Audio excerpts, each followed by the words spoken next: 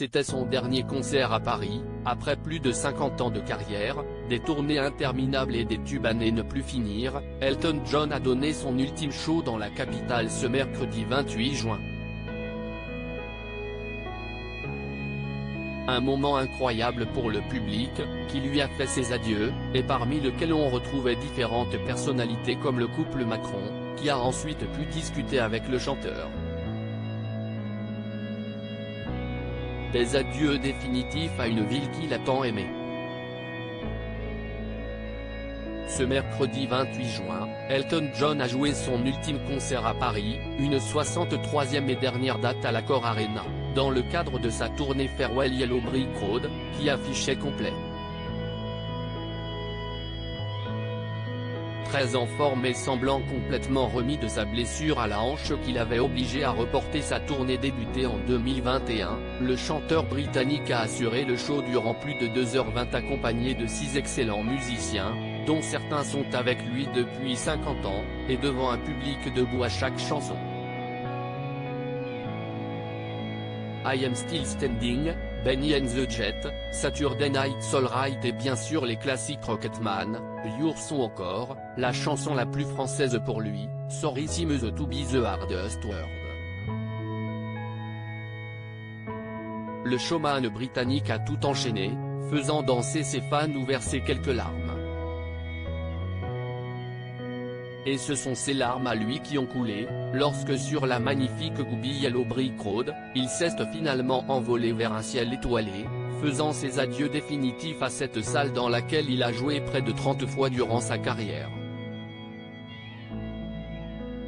Un concert célébré par près de 15 000 personnes dont plusieurs VIP qui ont profité du show. Et notamment Lenny Kravitz, qui est resté très discret, debout au pied de la scène. Mais également le couple Macron, qui a pu poser et discuter un peu avec le chanteur et son mari David Furnish à la fin du show auquel la première dame, Brigitte Macron, a assisté en entier. Une présence relevée par les internautes, qui étaient pour certains ravis de voir les deux couples, souriants, s'afficher ensemble sur les réseaux sociaux. D'autres, en revanche, ont rappelé que le contexte politique très tendu tranchait avec le fait d'aller voir un concert. Si la première dame a suivi la totalité du concert, le président est arrivé à la fin du concert et les a rejoints après en backstage.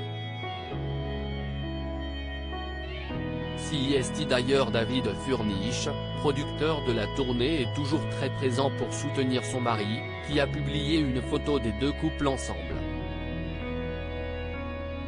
Et qui va pouvoir profiter du chanteur désormais, comme l'a dit Elton John durant le concert, tous les deux vont s'occuper de leur famille et notamment de leurs deux fils Zachary, 12 ans, et Elijah, 10 ans, avec qui ils vivent à Nice.